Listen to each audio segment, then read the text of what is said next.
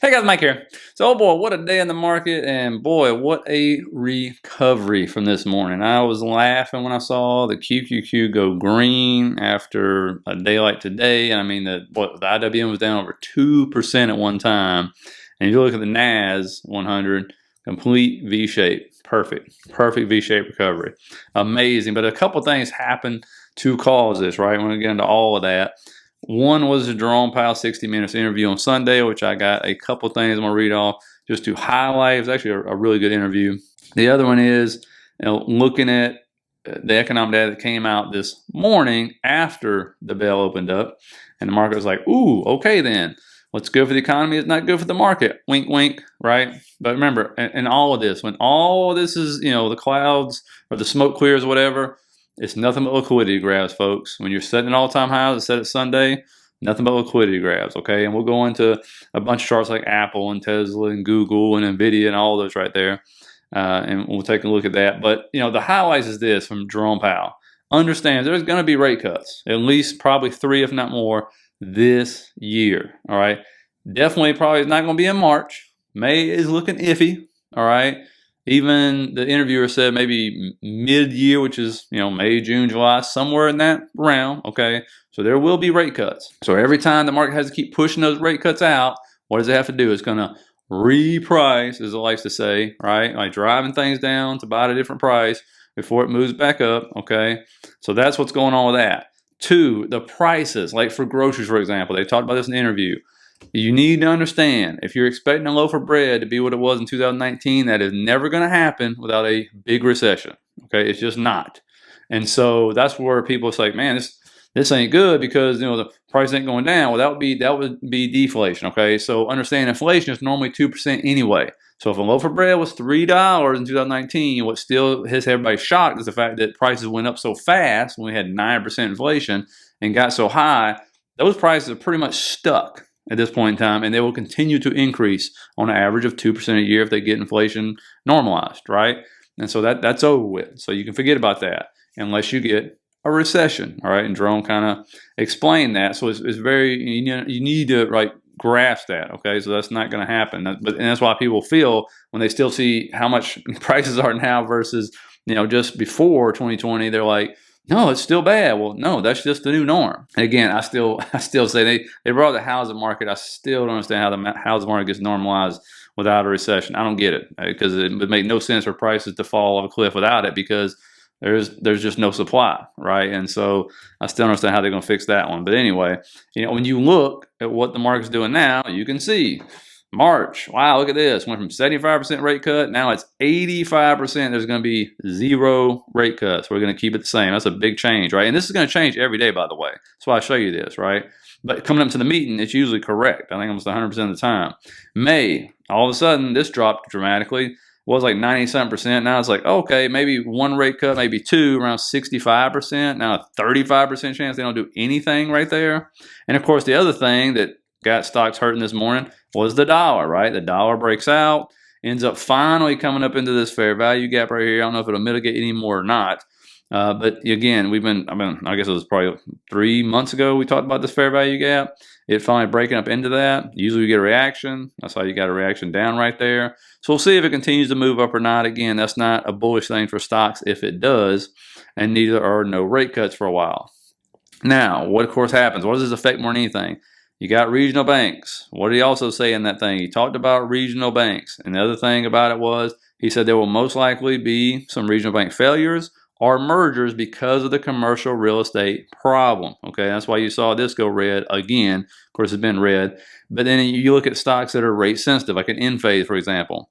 I'll show you exactly what I'm talking about this if you don't understand it. But this one's been selling off the whole time. And the reason why it's been selling off is because if we pull up rates right here, this is a 10-year yield, you can see an inverse relationship with this stuff, right? You see the rates going up, Enphase going down. You see rates going down, look at that big rally. Boom. You see rates start to pop back up, and you see what happens to Enphase.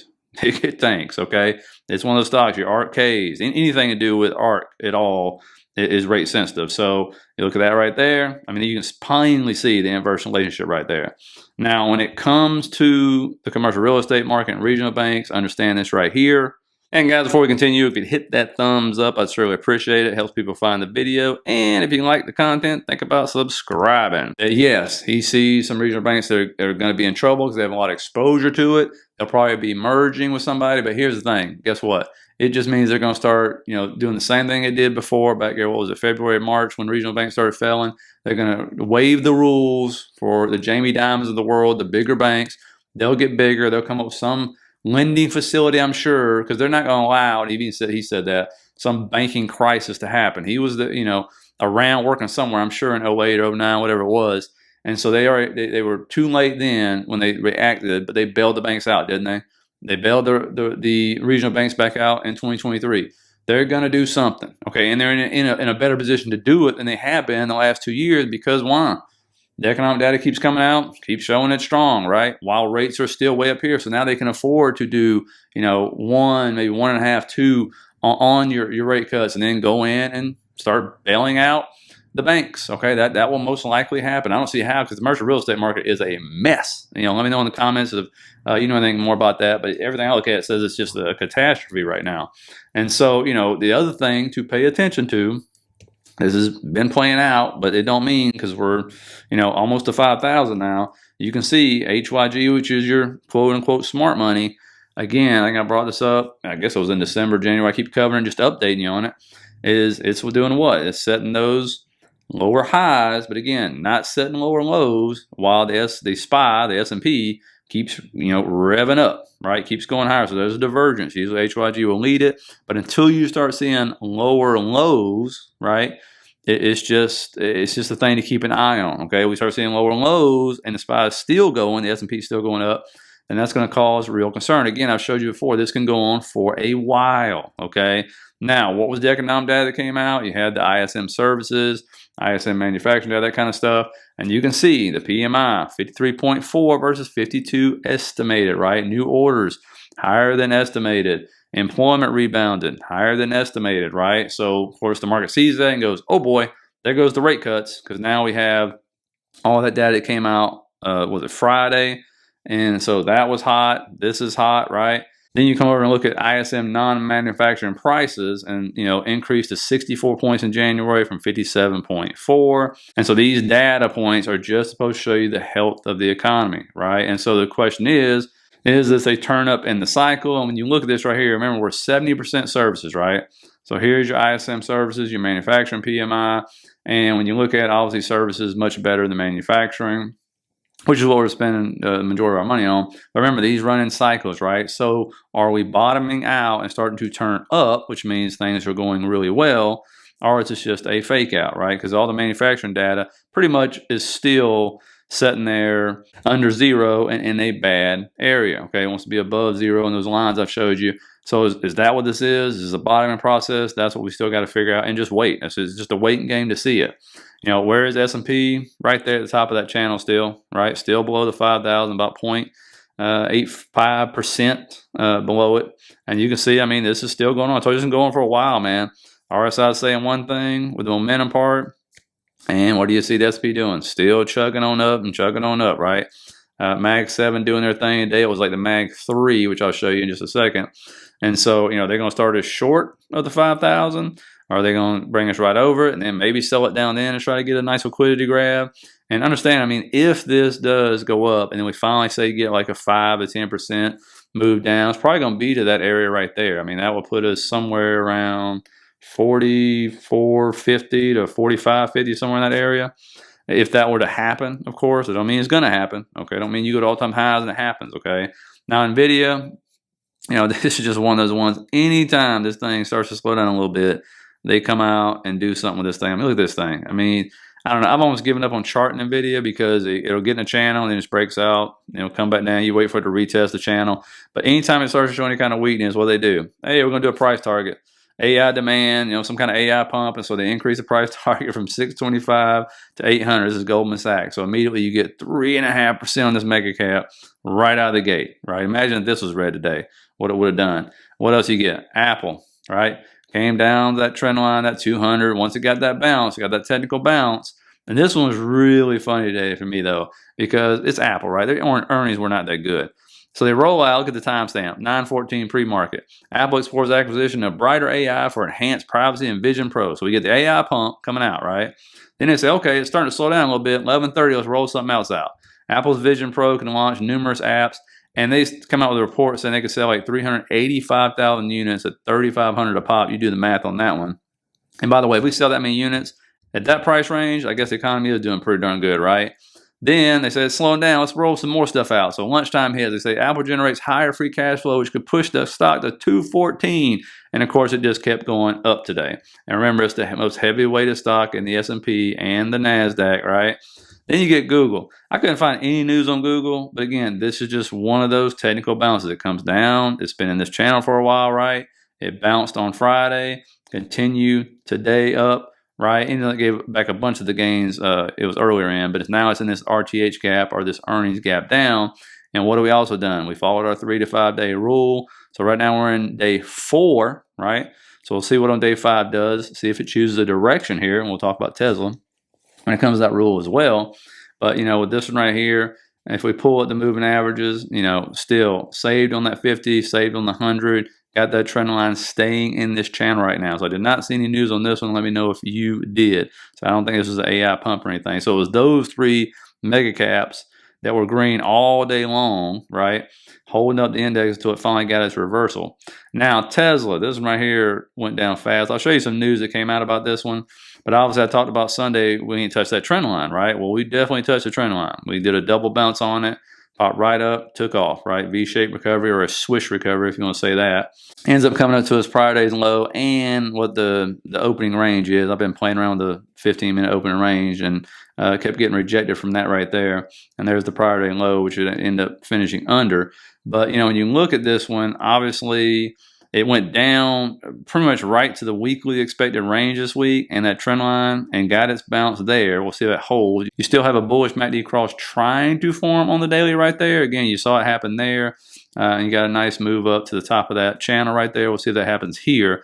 But what's interesting, and I was telling members about this, in a longer view of this, you can see right there that trend line is at 1, 2, 3, 4, 5, 6 touches on it.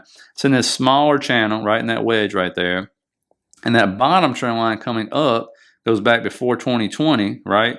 So we got multiple touches on that one. So I said, if this thing just continued down this channel right here, it would hit that trend line, which would bottom out around between like 145 and 150, right when they were going to start doing rate cuts, assuming they don't do it in May, right? Assuming it is in June or July. If that happens, that will be an interesting time, which would be bullish for Tesla, assuming we're not in a recession yet, okay? Because one thing that came out, which I think a lot of people missed, was the vehicle sales data, okay? And this dropped pretty significantly in January.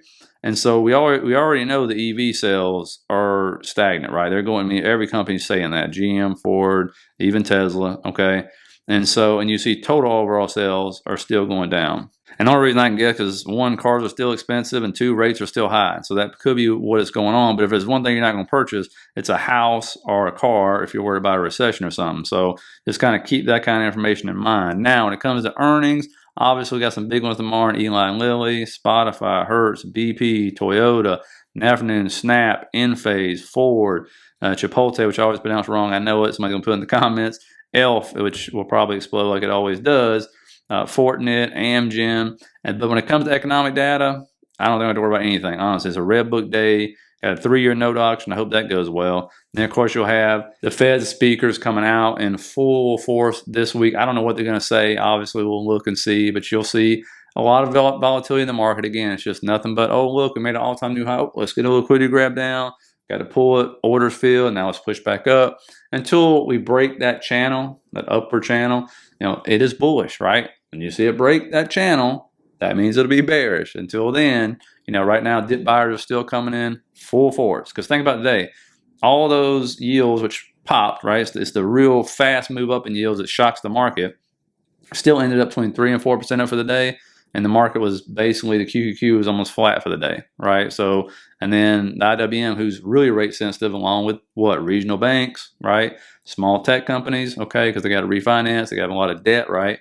That recovers on like down 2.15% to under 1, last I looked, I think it was. And so, you know, it was a strange day to say the least. Actually, IWM closed down 1.31.